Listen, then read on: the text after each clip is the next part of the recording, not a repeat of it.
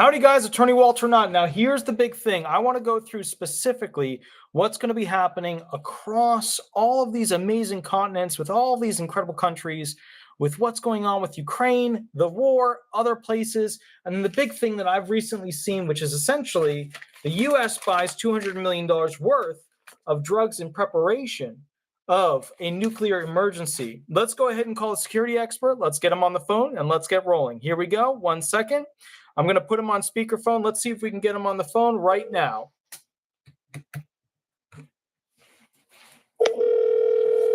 All right, guys, that's the second ring. Hopefully we're going to get him. Let's see if we can get him.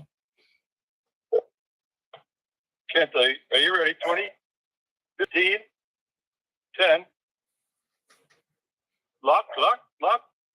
Outstanding. 5 by 5. Here we go. 3, 2, 1, all shops. 2, 1. Good evening, Walter. Welcome. Howdy, good sir. How are you doing? I'm excellent this evening. How are you? Thank Very you good. for the time of the call. The shops are ready. Excellent. So I've noticed that there's a lot of things heating up. Ukraine is pushing. Russia doesn't know how to really react to it properly. People are disappearing, and now all of a sudden the U.S. is buying $200 million worth of this nuclear emergency potential drug that would treat those individuals who are caught in a situation where if a bomb were to go off, they would take this medication to, deal with the effects of that, nuclear issue. So you tell me, what's going on out there? Well, there's a lot in play when we look at this. We take a look at the last maybe six days where Russian President Putin held we'll call it an election for lack of another word, and found that the papers to annex 4 regions of Ukraine into new territory he was taking back primarily the Donbass regions that he spent over 5 or 6 months fighting for. He strongly believes in the articles of nuclear attack that if he can move his weapons into a safe position, facing West and Poland and other NATO countries under the NATO treaty, that he in fact declaring that those are Russian-soiled territories. He can move his equipment and anything that's considered a threat against a country under the articles can be defended. It's a very interesting position that he has because the rest of the world kind of thinks that the election and his decree indicating that the election was to move that part of Ukraine into Russia wholeheartedly is untruthful, and a move on his part to provoke whatever he needs to secure that land, and he feels he is right. Sadly, the rest of the world disagrees, and Ukraine's foreign ministry called it a criminal act and actually considered the decree null and void, and stated on top of all of that, Ukraine President Zelensky reports not only is it null and void, not worth the paper it's printed on, but we will no longer consider sitting with Mr. Putin for negotiations to resolve this episode. So here we see a strong, very, very strong move with NATO country weapons into Ukraine, and they're highly accurate, and they've made tremendous impact of thousands of square miles of Ukraine being recovered by Ukrainian forces, enforcing Russian forces back dramatically, which, as we know, Russia is trying to enforce basically conscripts of over 300,000 people. And they were at the universities waiting for students coming out of the classrooms. Whoa. To put them directly into service. And additionally, buried in the document in the back was up to 1.2 million other people from their country who are qualified to be put into the conscript position. So as the Ukrainians are moving forward and taking back previous bordered property or occupied property, if you will, as recently as 3 hours ago, and we're very high speed on this, we see major moves in Kherson and in the communities around Kherson, and looks like Ukraine will be successful in moving back the Russians. They they've been basically either surrendering in units, in entire units, showing up at the border and surrendering to Ukraine, or individual persons or groups of small persons decided that the leaders would become national war heroes for Russia, and those commanders would disappear, and then the surrender would take place, or the equipment would be surrendered, and the soldiers would walk off.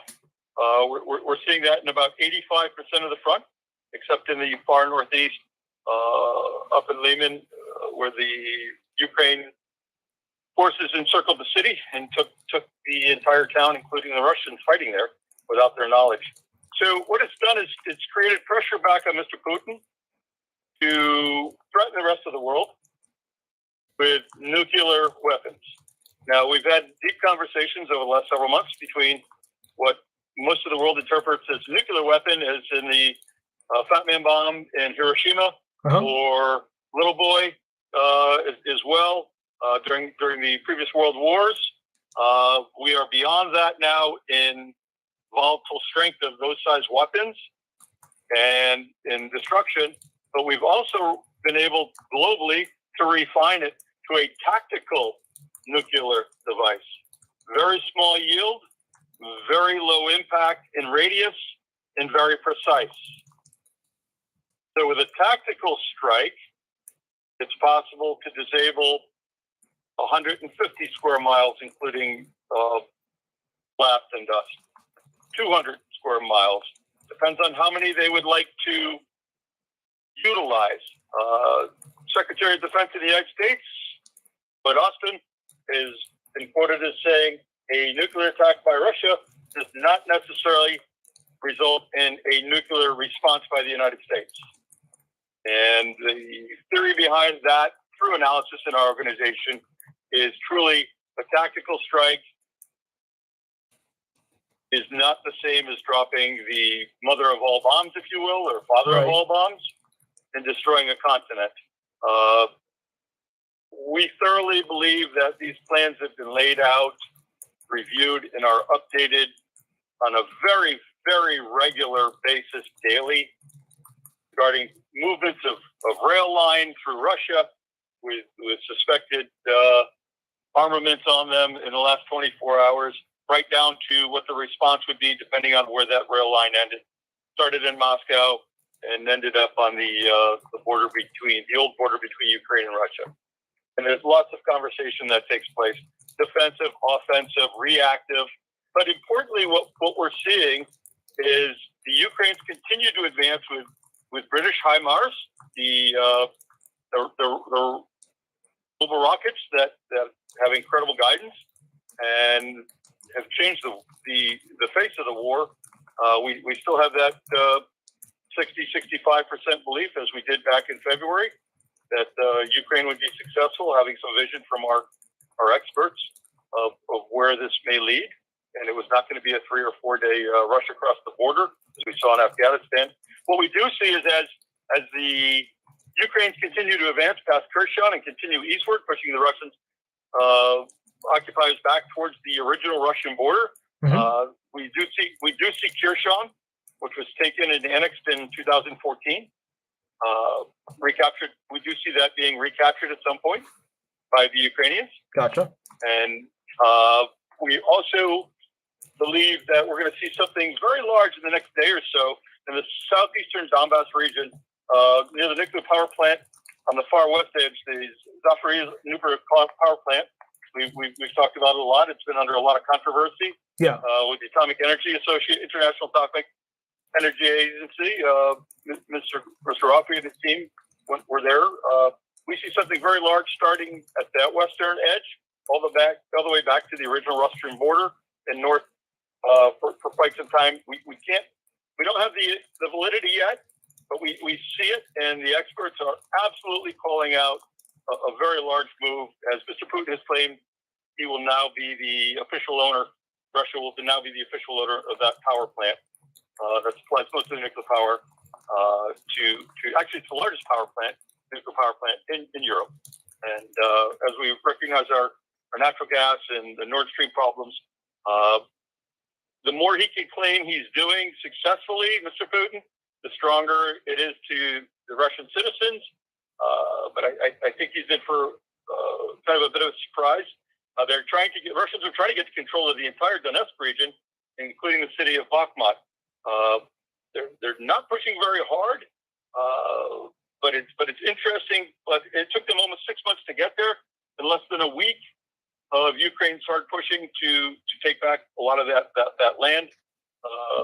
Bakhmut is a city to the west side of the Dnipro River, pretty much central Ukraine, south of Kyiv, and very valuable city. What the Russians are using are the private military group, the Wagner group, or the remains of the Wagner group that we spoke of, funded by Russian government. It's been theorized and fighting in unison, but they've taken great losses. They're trying to take the city of Pokrovsk, which is just south of Kyiv, and a great location for nuclear attack to be located.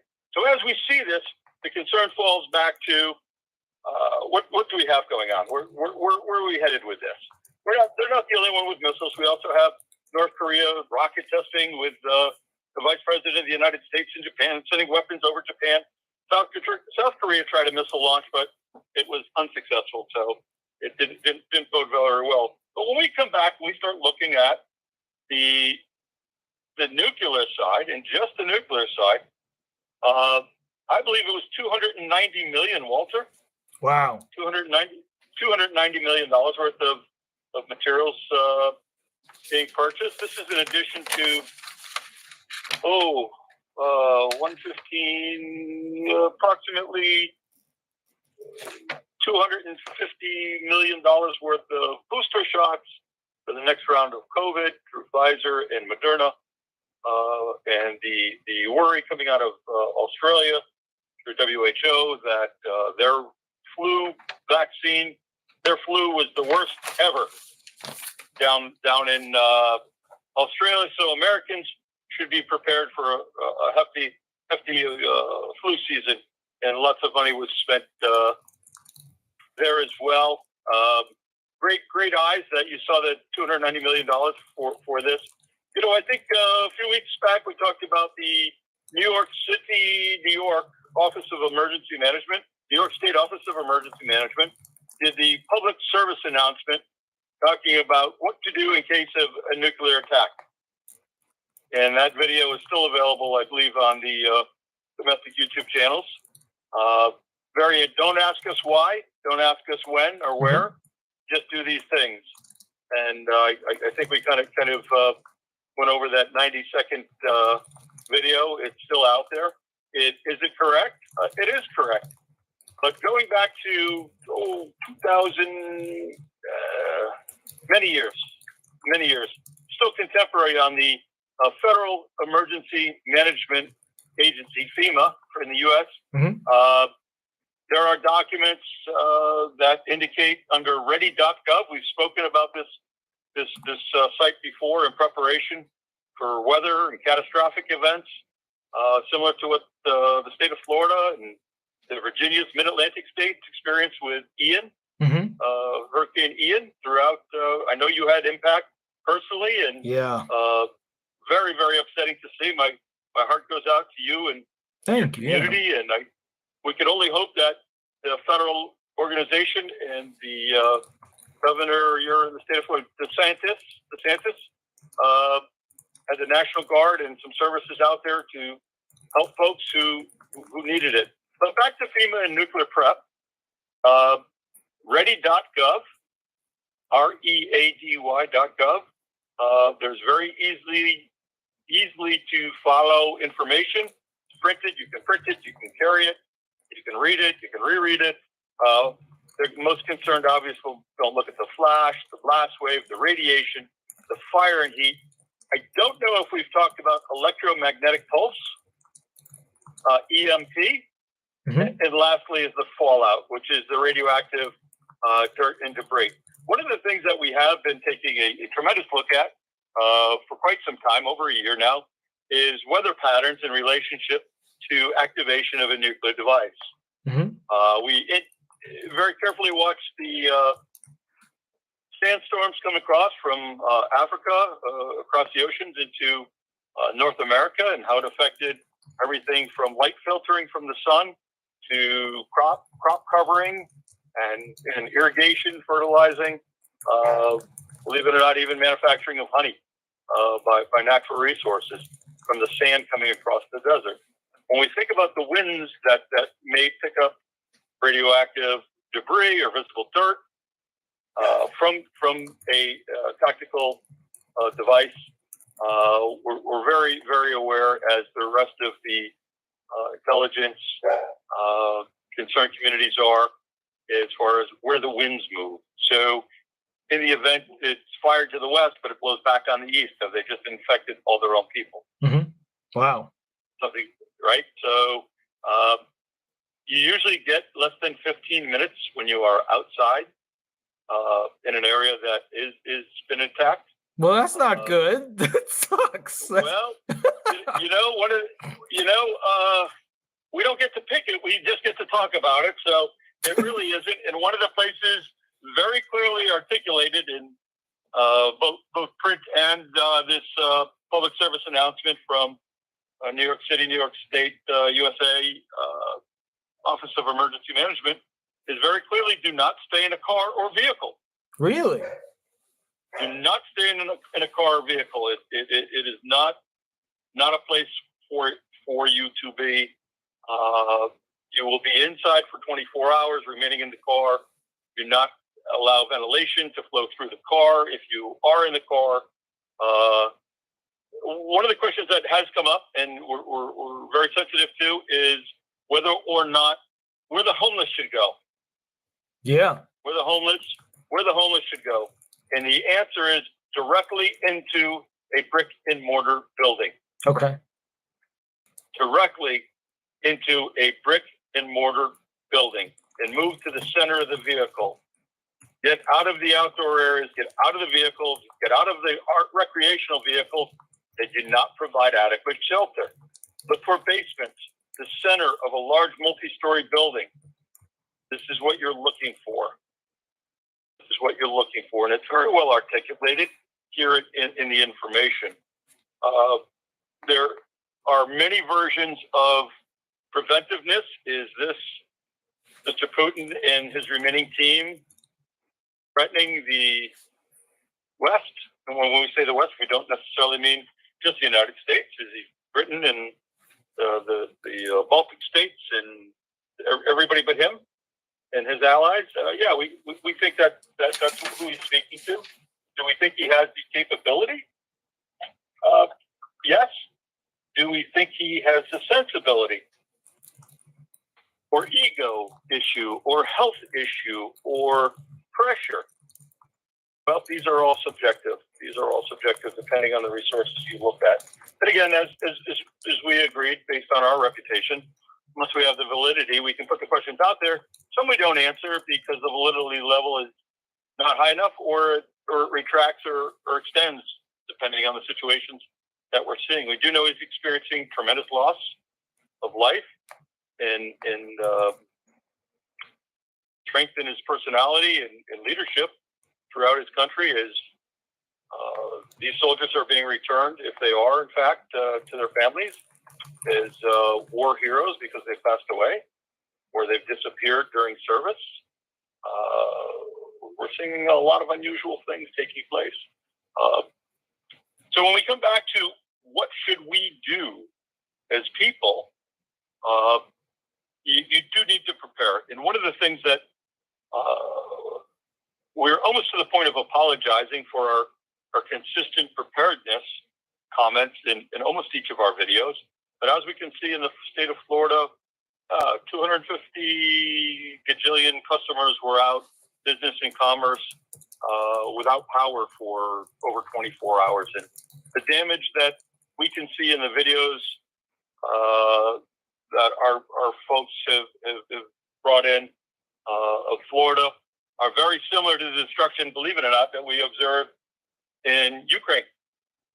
A lot of the blown out buildings look very similar to us. Obviously, they're different atmospheres, but again, preparation is important. Know where your shelter is. Know where you're spending most of your time, whether it's home, work, school, the doctor, and locate those best locations underground in the middle of the large buildings. Could be a commercial building. Could be a library. Could be a group of apartments. But find those locations while you have the opportunity and be hyper aware. If you're commuting, identify appropriate shelters to seek in the event of an issue. So I have a question, because this is all about radiation, acute radiation syndrome. Like something happens where, like, all right, let's say that we get a little bit of time. Let's say that, you heads up us, we do a quick video, boom, it goes up. You find out the plane that sniffs for these nuclear, bombs does a UE, puts its police siren lights on, chases down, right? And then we get a heads up from you. We put it on this, we put it on, we get it out there. Let's say that we've got an hour. Where do we drive to? Like, you know me. I mean, I live around an air base, a NASA base, a Space Force base, a private plane base. I mean, where I live, what are the giant ships? The cruise ships, where the cruise ship with that, like, I mean, am I in, like, when you look at Russia and Russia has a map of the US, am I in the middle of the X? And if I am, where do I drive to not be in the middle of the X marks the spot? So, and that's a great question. Those are actually two great questions. Yeah, I think the lower elevation states, as we saw from Katrina, all the way around the Horn, all the way around the Florida Horn to Miami, if you will, and going up the seaboard. Sure, that's why in some of the southern states there are no subterranean burials, because they float. We hate to say it that way, but that's so horrible.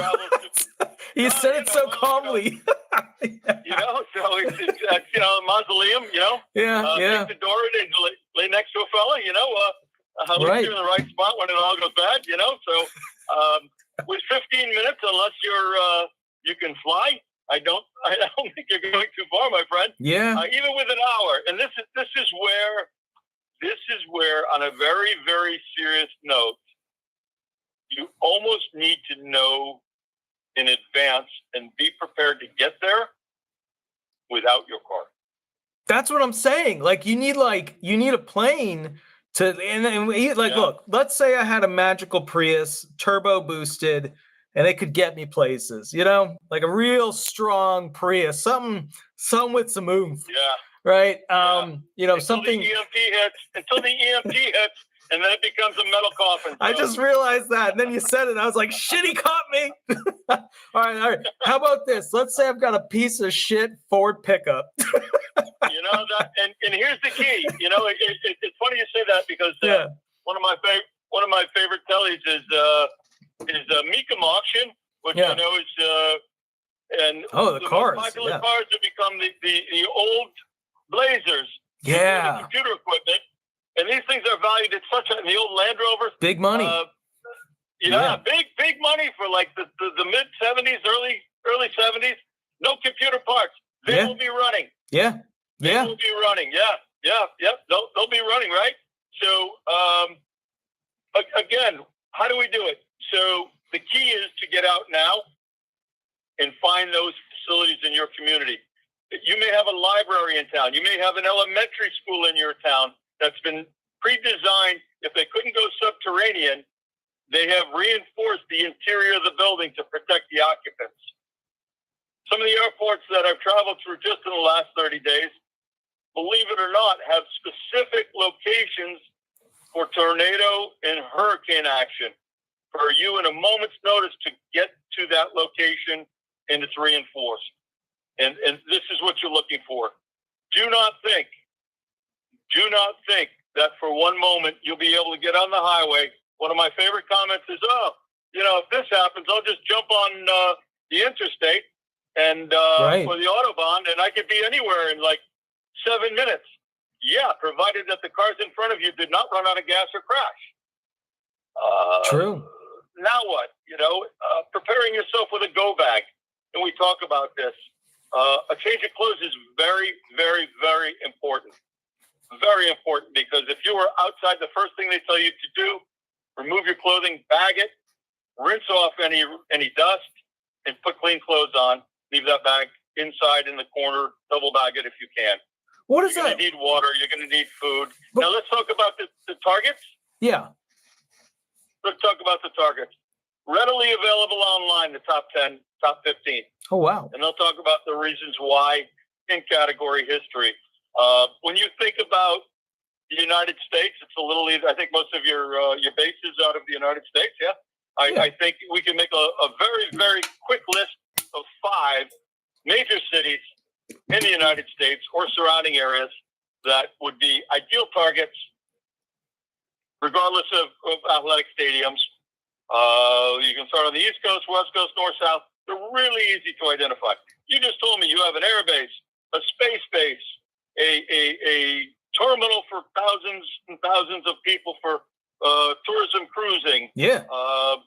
These are all identifiable targets. Yeah, could you agree? Yeah, well, I know they're not going to hit Mar-a-Lago. New York City, Washington, D.C., Yeah. Los Angeles, Miami, San Francisco, okay? Nobody's looking for Wild Bill Hickok's home in Montana, okay? It's just not one of those targets. Yeah. Yeah. They're looking for different reasons for where they go. And when you think about it, unless you have the ability to make that happen within minutes, because by the time you realize it, you process it, you're probably 5 minutes in. The first thing you're doing is reaching for a cellular device or your laptop for verification, warning your family, yeah? Warning your family? Yeah. And then where do we go? I got like, what's the plan? and here's my thing. Like, let's say that there's an occurrence, and I don't want to define what the occurrence is. Like, you tell me. Let's say that there's an occurrence. What would be the blade's edge where an occurrence happens on one side? I don't leave Florida and go up to New Jersey to work my butt off on the family farm while everything's going to hell. Versus, I absolutely need to leave immediately. Like, where? Like, let's say an occurrence happens. What tells us as Floridians or any place that we need to get out of Dodge now? Like, where's the line? I don't believe that you'll see that line. I don't believe when we do the analytics, we think about the hypervelocity of the new missiles. Yeah. Both in the United States and overseas, Korea, Iraq, Iran. No, Russia's claiming they've got the sonic missile. Yeah. Anything that can travel at such an incredible pace that can hold a tactical or EMP device, an electromagnetic pulse device, does not give you much more than the impact in 15 minutes. So before you put fear out there that they're inbound, what's the most possible? It's 2 or 3 minutes just to pick up them launching and clearing the launch pad once they retract, right? Yeah. Even if it comes from the ocean, if it comes from land, the distance, the closer the distance, okay, if you can save 1,000 miles, you save 3 seconds, whatever it is, depending on the speed of the weapon. But when we start looking at defensive systems, there's not a lot of time. So the idea clearly is to make arrangements to identify where if you're up on the farm, and I've seen some video you shot up there, it's absolutely stunning. Yeah. Your best place may be in the basement of that home. Yeah. It's concrete fortress. Right? Yeah. Yeah, sure. 24 hours. A Faraday bag to keep a radio in for shortwave, ham radio, any type of communications. Do not count on cellular. Do not count on internet. There's still a vast part of Central Florida that's still without communications. People driving around for hours. I don't know where they're getting the fuel from, but we're seeing people going up and down the street yelling, "Got internet?" with signs. trying to notify family to get flagged over so they can let people know they survived. And that's a good tell as well. You know, that when it shows their inability to prepare, their inability to figure out for themselves basic needs. And is the ostrich the one who puts its head in the sand? Yeah. And if that's the way people think, it's going to be traumatic. It's going to be traumatic. There are several over-the-counter opportunities to purchase iodide pills for preparedness. You can take them 24 hours in advance, or you can take them 4 hours after being exposed. And the FDA will come out, Federal Drug Administration has come up with doses from basically newborns all the way up to adults based on age and weight. And it's, as I can understand from the notes I'm being handed, that your folks that are on board are very, very familiar with many of these things, and do not be left unprepared. Do not be left unprepared. I mean, like, what is that? Like, where's the, like, what, how, I mean, and that's where I come down to this thing of like, you know, and all right, look, in my head, because I'm, you know, I grew up with people who watched movies and performed these magical, like, you know, somewhere in my brain, Tom Cruise is going to pop out, throw a Pokeball out there, a satellite's going to pop out that shoots down the nuclear missile, and shit's okay then. Everything's going to be fine. Do we have a system up there as America to shoot down these nuclear missiles, or are we relying on Tom Cruise? It's really funny you said that, because I thought where you were going to go wasn't Tom Cruise. I thought you were going to say Bewitched, and she twinkled her nose, and the thing started to happen. She's got more power. Or Genie coming out of the bottle. That's right. Major Nelson, and she's just going to twinkle the bottle, right? Yeah. Indeed, so, indeed. That's right. The last person I thought it was Tom Cruise when you said magical. Well, you know, and that's the thing. Like, what happens? I can't affirm or deny your last statement. Mm-hmm. I cannot. I believe that there are a lot of resources that have yet to be disclosed to the public worldwide, as far as offensive and defensive positions. Gotcha. And sometimes they're both. Sometimes that weapon is used for both. Yeah. So I just want to address a couple of things, because I was just kind of alerted to it. If you would, please. The people on your chat are really, as they were handing off notes earlier, are absolutely dialed in. Philip, if I can address just a couple of them, it may be helpful. Ban everything talking about getting solar power. Yes, unless there is radiation dust that exceeds the sunlight coming through. So please, if you do, make sure you're fully charged up. Walter Scott, Edward Pittiers, below the 11th parallel. I do understand.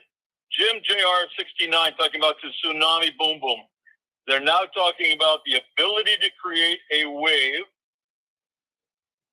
of 1,200 feet. A moving tsunami wave. Wait, 1,200 feet? 1,200 foot wave? One wave.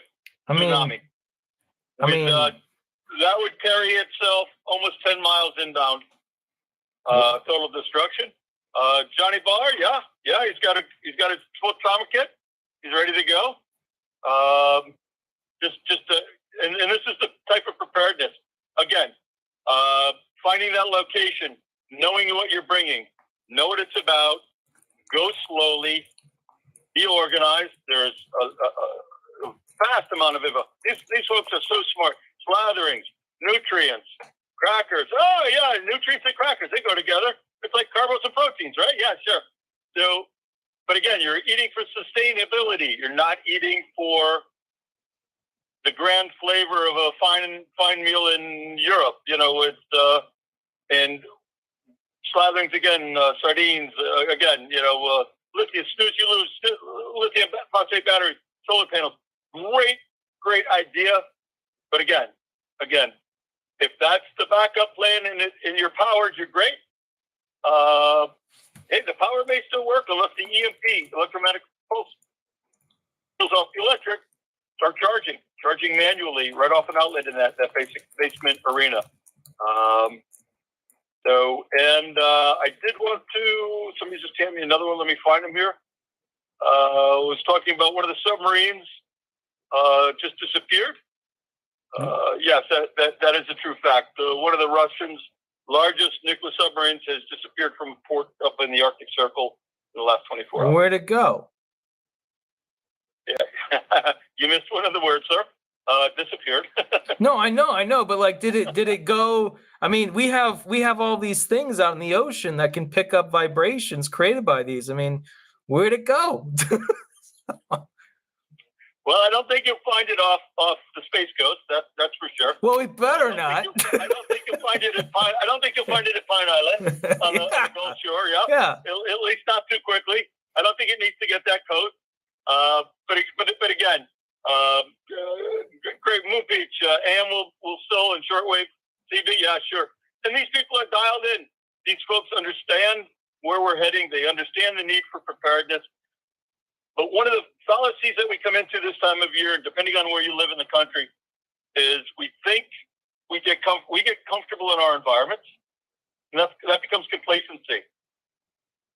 And it's real important to understand that complacency is the difference between surviving in prep and not surviving in prep. And I'll use your example, Walter, of, when things settle down, I'll just drive up to New Jersey.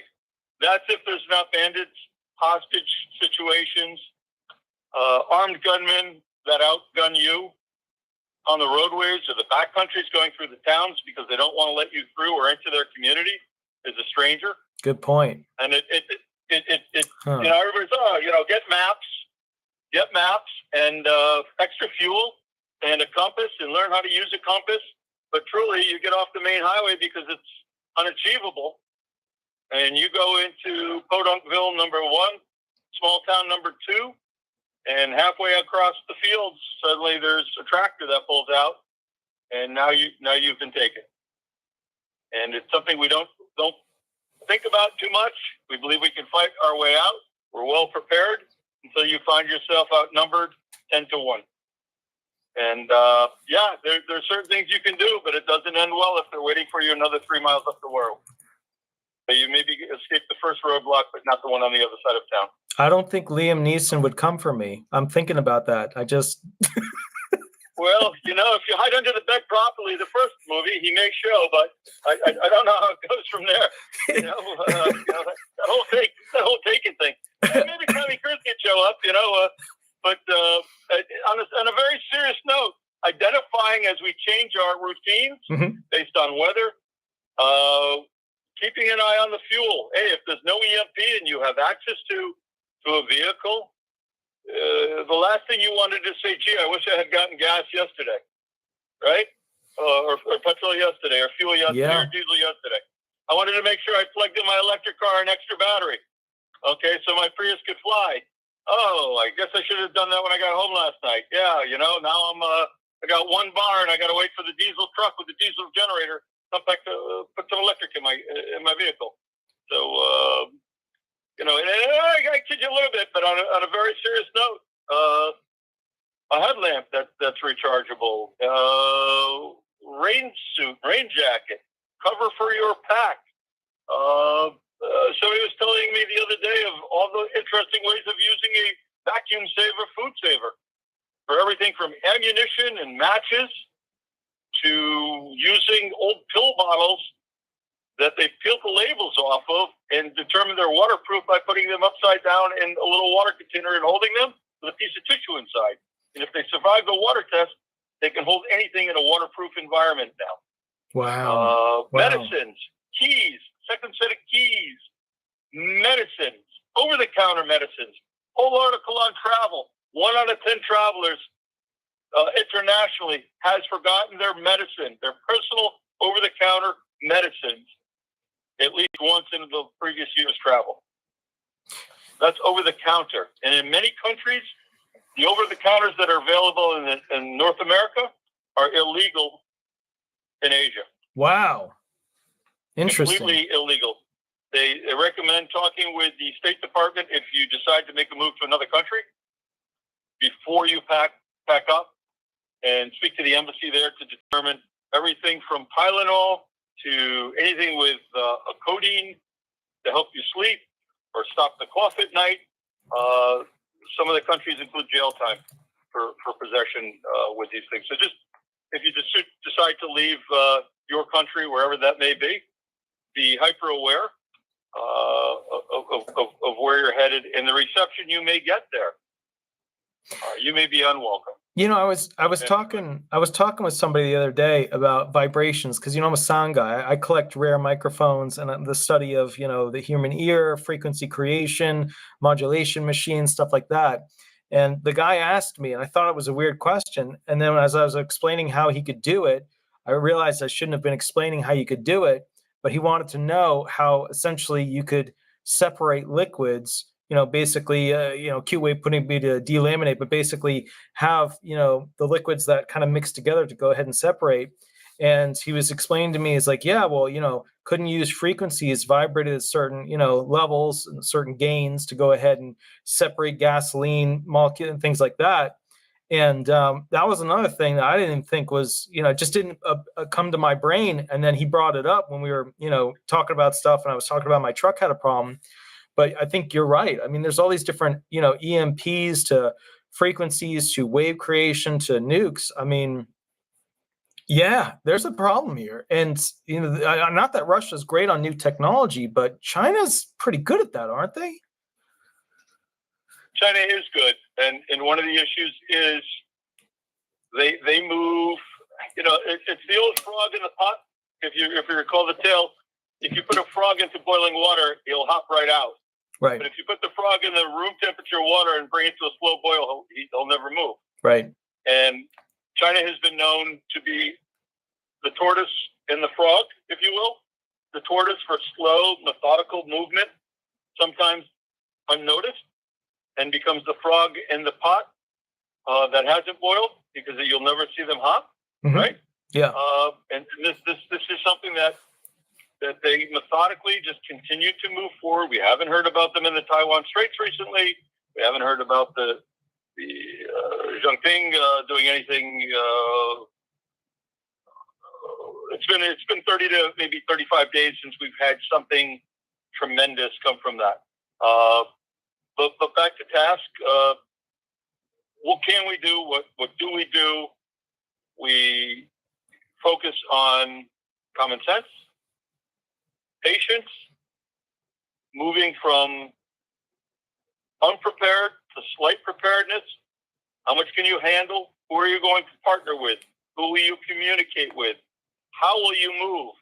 If you're suddenly becoming change your lifestyle and move to a new location, immediately identifying, maybe even before you move, where your location of safe harbor is. Which buildings are considered, or your building, is it considered? The basement of your own building, right? Yeah. And as Johnny Barr just popped up and said, somebody handed me the screen, you may be disabled, but it doesn't disable you. You may be disabled, but it doesn't disable you from exploring your opportunities in advance to prepare to assist yourself to get to safety. And I hope I'm not insulting anybody, but No. Again, finding the resources, utilizing your resources, pre-planning your resources falls to you and those you surround yourself with that are willing to assist you as you provide assistance to them in some capacity. Very interesting thought that the teams came up with there, and I appreciate the opportunity. Although it may not be the smoothest way of getting in and out of a facility, you may have to go down a flight of stairs to get to the basement. They may have to take you uncomfortably down that flight of stairs with your belongings. Understand, it's about time. It's about time, yeah? Yeah. It's about the amount of time you have to get safe. Very, very key ingredient. LifeStraw. I'll talk about LifeStraw just for a minute. It is a brand name. my apologies. I don't know of another brand name. It is a very small device that has the capability, and I cannot talk about nuclear, but chemically, it is designed almost to stick this thing into a pond and draw up drinkable, potable water. Very versatile. They also make a slightly more expensive kit that you can pour over water through it, almost like a Brita, or again, another brand name. Please recognize that anything from cotton and materials can be pre-filters, as well as coffee filters that go into a coffee machine that are a penny a piece, can be used as a pre-filter before you use one of these devices to take out the larger contaminants, to provide you with greater, very reasonable, available on a lot of online retailers, camping stores. I know in the southern regions of the United States, a lot of those items have been cleared out of the shelves due to Hurricane Ian and Fiona. So, but again, just keep an eye out for it. These are things that really, tons of videos on preparedness, very low cost, proteins, keeping your strength, keeping your wits about you, having enough clothing. I'm not talking about packing a suitcase, but thinking about versatile clothing that maybe can wash out in the sink with a little bit of soap or detergent. If the water is not potable but clean enough, it has not been contaminated. And these are things. Do you have a ball cap, a skull cap that you'd normally wear in the fall? Well, it's getting a little cooler in the Northeast. Yeah, that should be in the bag with a pair of gloves and a spare pair of socks, maybe. Very lightweight, very compressible. Again, this fellow with this vacuum seal concept puts his clothing in the vacuum sealers, just because it takes up that much less space in his bag, in his go bag.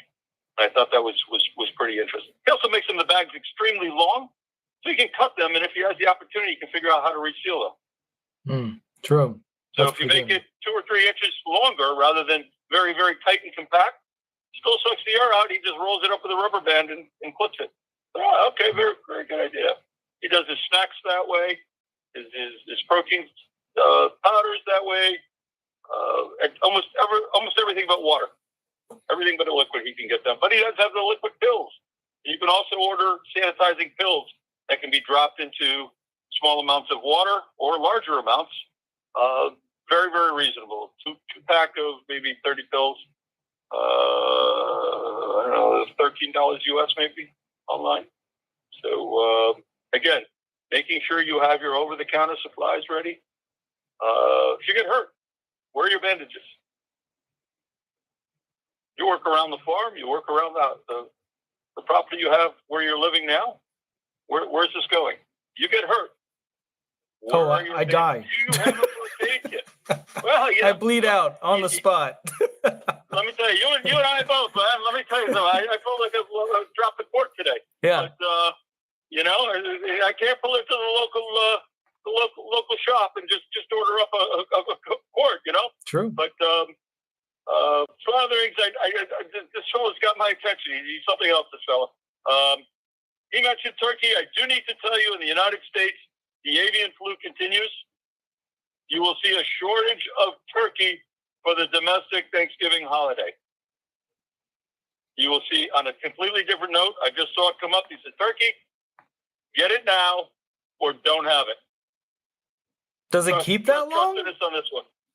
I mean, I'm sorry, sir. Does it keep that long? I mean, that's like, that's a ways away for Thanksgiving. Right in the freezer. Right in the freezer. Yeah. Right in the freezer. Take that whole uncooked turkey. Yeah. Drop it in the freezer, because they've culled over 70 million since the middle of first week of March in Indiana, where the avian flu first was detected. And if they find one in the entire flock is culled.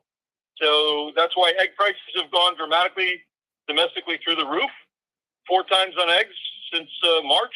Wow. Eggs used to be, 99 cents. Somebody told $1. Now they're $4 a dozen. Yeah. And you got less chickens, right? So again, hyper awareness, and this is where we start to see other food shortages. The world's largest produce market in France caught fire recently. in the last 7 days. Does it affect us here? Yeah. In Europe, all over? Okay. US? Yeah. You're going to see issues. You'll see issues in the fallout from it. It's just going to continue. It's just going to continue. So hyper-awareness. Again, this fellow says everything from weapons, ammunition, cleaning kits, personal hygiene, everything goes in some sort of watertight container. And he's figured out how to pack bandages. He's got them in a, what do you call, the plastic thing you see, Tupperware. Mm-hmm. He's got different types of Tupperware with different bandages and medical scissors, and he's not bleeding out. I will all over him. not gonna be that kind of thing. But again, back to the nuclear threat. Please, by all means, please take a look. Find these locations. You change employment, find that location that's nearest to you, wherever you're employed. Is the bottom of the building the safest for you, or do you need to get out of that building and get out now? If you have that time, and if you can't get to that shelter, where's the next closest shelter?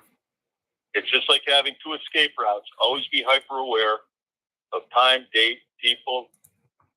You talk to those who are involved in anything from the September 11th tragedies to other events like that around the world.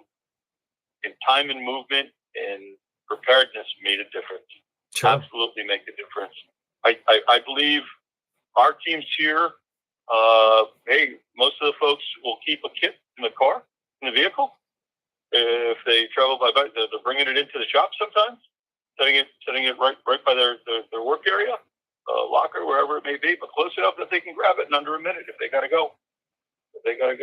Everything from fire and smoke masks with filters to full rebreathers. Everybody's got their own thing. One guy's got a chemical suit, one of the white Tyvek chem suits.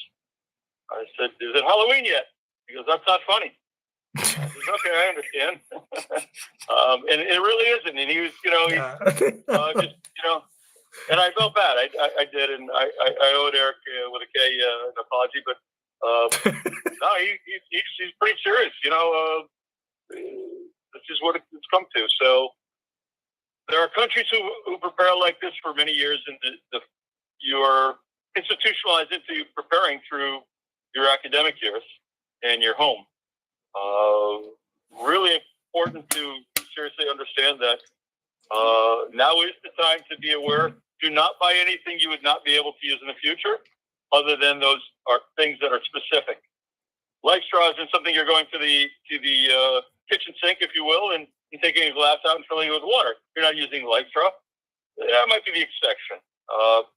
Most of these things, if they're unopened, have a transferable value to others. If you end up with 3 instead of 1, and you need to barter for bullets, food, fishing supplies, whatever it may be, maybe you'll offer a life straw in exchange for it, or a food sample, or a fishing lure, or a fillet knife, or whatever it is that you have more than one of when you decide you're going to be able to get out and move.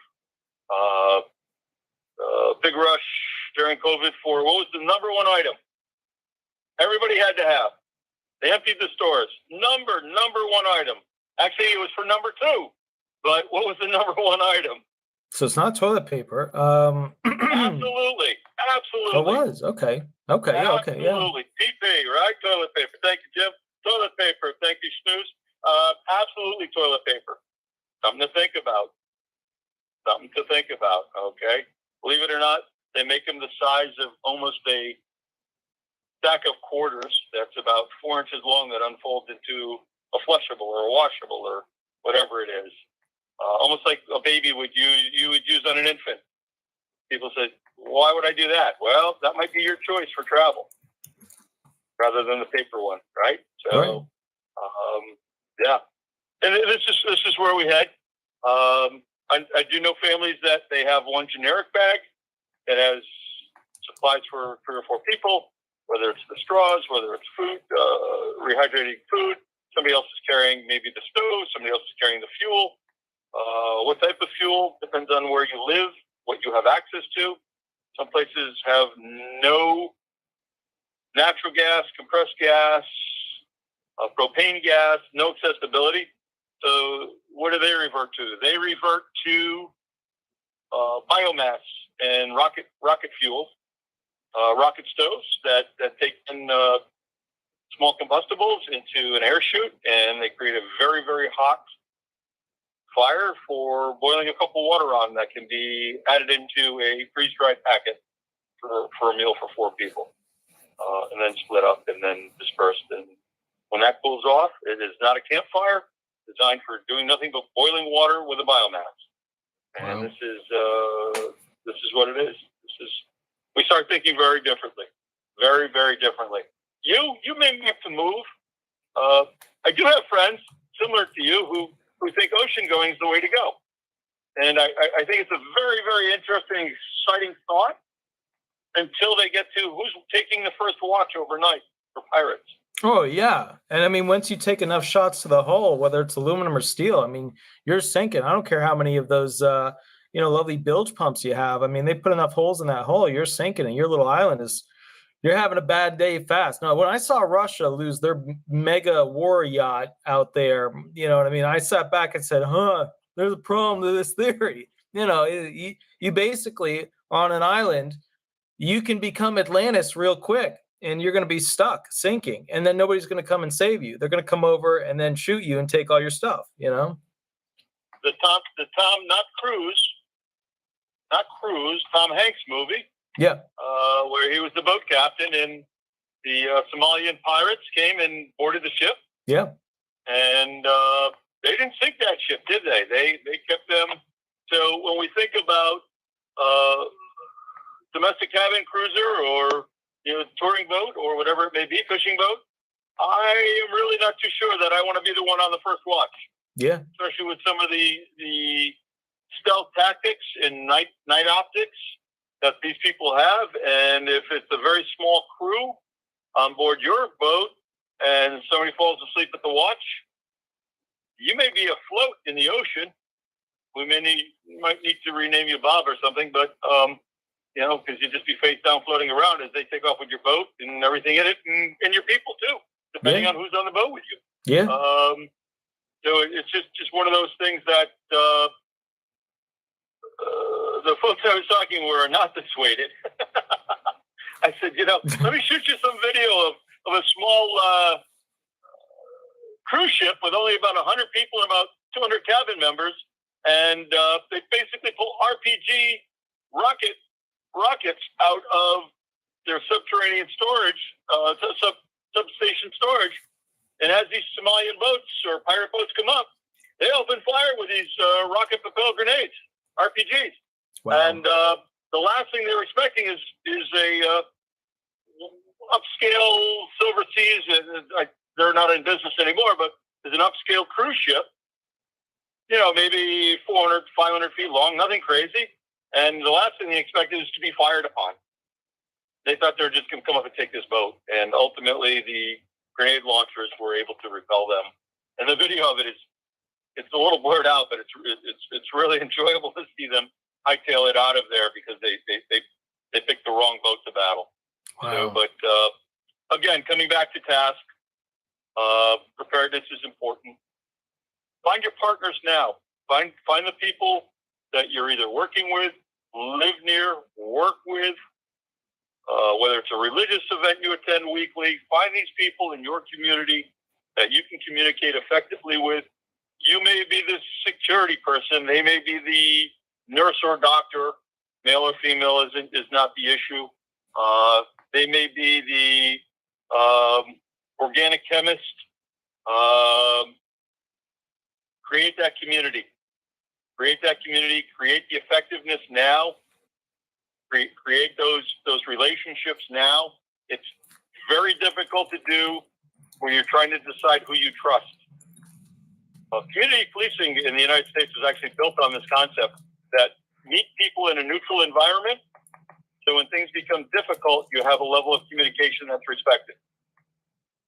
And it just appeared that they were on their way. So, but make those communications now. And again, you'll find people it used to be very embarrassing to people to say, I prep. And some of the cable stations in America and Europe kind of made fun of them. Oh, I got 30 years worth of this and all these things going on. And, they come down the steps and I'll hit the natural gas and the flamethrower and burn them right out of my staircase. And now it's considered to be exceptional, appropriate, but quiet tabletop conversation in certain arenas where people are saying, oh, yeah, we've been canning for, what do you can? Oh, seasonal vegetables. And then we figured out how to can meat. You can can meat. Yeah, beef, chicken, sausage, pork. You can actually put it in a canner and put it on the shelf, and it does not need to be refrigerated or frozen anymore. So ultimately, they figured out how to store proteins, and they're willing to share the knowledge. So, what happens if I never use it? Well, nothing says you're short on time. You can't pop a can open of something you prepared, whether it's beef stew or whatever it may be, a soup over rice, and make yourself a quick meal out of it. You don't have to wait until the end of time to use one to find out if it tastes good.